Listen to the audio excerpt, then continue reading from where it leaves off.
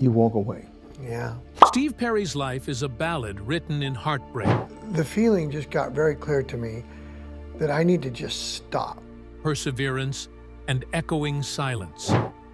A man whose voice once defined a generation, only to vanish in the prime of his fame, leaving millions wondering, why did he walk away? To understand Steve Perry is to understand the weight of a gift too great to carry lightly. Born Stephen Ray Perry on January 22, 1949, in Hanford, California, he was the only child of Portuguese-American parents. His father, Ray, was a singer and co-owner of a local radio station. As a young boy, Steve would sit beside the transmitter, mesmerized by the voices pouring out of the speakers. But the innocence of that world shattered when Steve was just 8 years old. His parents divorced, a quiet explosion that left a fault line in his heart that never fully healed. His mother raised him alone, and though she loved him fiercely, the absence of his father left Steve aching for approval, structure, and identity. Music filled the vacuum. Influenced by Sam Cooke, Marvin Gaye, and Jackie Wilson, Perry didn't just sing, he emoted. Every note was a cry, a reach, a prayer. In his teens, he joined garage bands, lugged gear through the rain, and sang in roadhouses for gas money and hope. Still, it wasn't easy. For nearly a decade, Perry flirted with failure. Bands came and went. Record deals vanished as fast as they were offered. At one point, disillusioned and broke, he nearly quit for good. But destiny had other plans. In 1977, the call came. Journey, a prog rock band with limited commercial success, Neil Schon, the band's guitarist, had heard Perry's demo through their manager. At first, the band hesitated. Perry was soulful, vulnerable, almost too sensitive for a hard rock act. But then came the audition. Steve opened his mouth, and out came that voice, crystalline, pleading, thunderous. The band didn't just hear him. They felt him. And just like that, the soft-spoken kid from Hanford was fronting one of America's most iconic bands. Overnight, Journey's sound transformed. Perry brought melody to their muscle, emotion to their edge. His arrival reshaped everything. With him, they released Infinity, 1978, Evolution, 1979, and Departure, 1980. Records that surged with power ballads and radio-ready rockers. Then came Escape, 1981, the album that broke them into the stratosphere. Don't Stop Believin', Open Arms, and Who's Crying Now weren't just hits. They were generational tattoos. They played at proms, funerals, weddings, and stadiums. Steve's voice soared above them all, hopeful, haunting, and unmistakable. But as Journey climbed, Perry began to fall. Behind the arena lights was a man crumbling under pressure. Perry was a perfectionist, obsessed with pitch, terrified of failure, consumed by the fear of losing the very gift that made him famous. Singing wasn't just talent, it was war.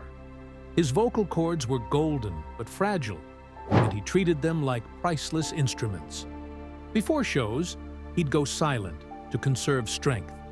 He was often alone, isolated from the band, who were more easygoing and jam-oriented. They loved him, but they didn't always understand him. The strain of constant touring, over 200 shows some years, ground him down. Perry battled chronic sinus infections, anxiety, and vocal fatigue. There were nights when he sang through searing pain, bolstered only by adrenaline and corticosteroid injections. He described it later as standing on a ledge, knowing one wrong step, one vocal collapse, could end everything. And then, tragedy struck. In 1985, during the recording of Raised on Radio, Steve's mother Mary became gravely ill. The woman who had stood by him through every broken demo and failed band, the woman who believed in him when no one else did, was dying of a rare neurological disease. Perry was torn between duty and devotion. He left the studio, flew home to be by her side, and watched her slip away. She died in his arms. Though he returned to finish the album, he was a changed man. His grief was not loud, it was paralyzing. On tour, he went through the motions, but the joy was gone. At the final show in Alaska, he stepped off stage and knew, deep in his soul, that it was over. He walked away from Journey, not with fanfare, not with bitterness, just silence. From 1987 onward, Steve Perry disappeared. For years, he lived in near-complete anonymity. No new music, no interviews, no appearances. Rumors swirled. Vocal damage, depression, addiction. None of it was true. The real reason, he was broken. Not just emotionally, spiritually. He had lost his muse. The voice that once gave him everything had become a prison. "I was burned out," he admitted years later. "I didn't want to do it anymore. I couldn't." In 1994, he tried to return with a solo album, For the Love of Strange Medicine. It had modest success, a tour, a few singles, but the fire wasn't there. In 1996, Journey reunited to record Trial by Fire. The chemistry was still alive. The band was ready to tour. Then, fate dealt another blow. Perry injured his hip while hiking in Hawaii. Doctors told him surgery was urgent, but Perry hesitated, scared of anesthesia, scared of complication. The band, under pressure, issued an ultimatum. Fix the hip or step aside. He stepped aside. To lose his voice was one thing. To lose his band, his brothers, his legacy, was another. Journey replaced him. The show went on. And Steve Perry? He vanished once more. Years passed. Fans assumed he was retired, content, or perhaps lost for good.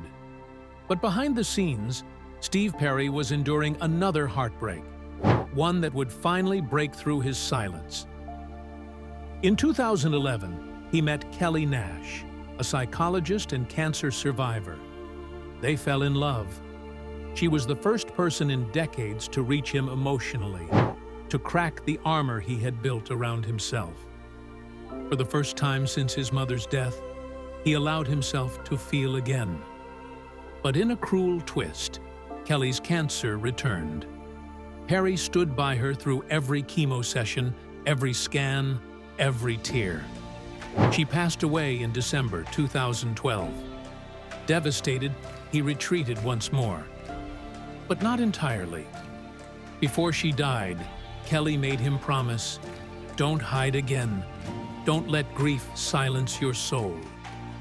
And this time, he listened. In 2018, after 24 years of silence, Steve Perry released Traces, a solo album born not from fame, but from mourning. It was a love letter to Kelly, to his mother, to everything he had lost. Songs like No Erasing and We're Still Here pulsed with quiet strength, whispered regrets, and the ache of a man learning to feel again.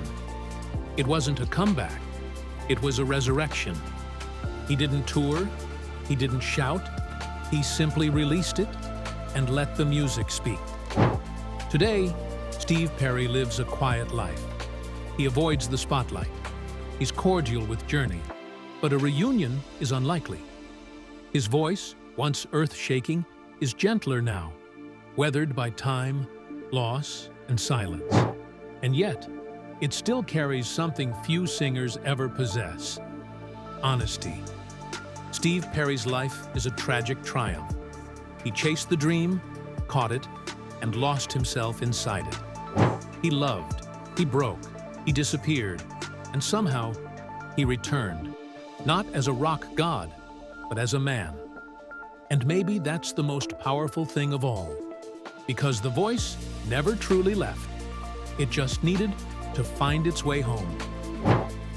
Thanks for watching this video. If you enjoyed, make sure to leave a like and subscribe with notifications on to never miss a video.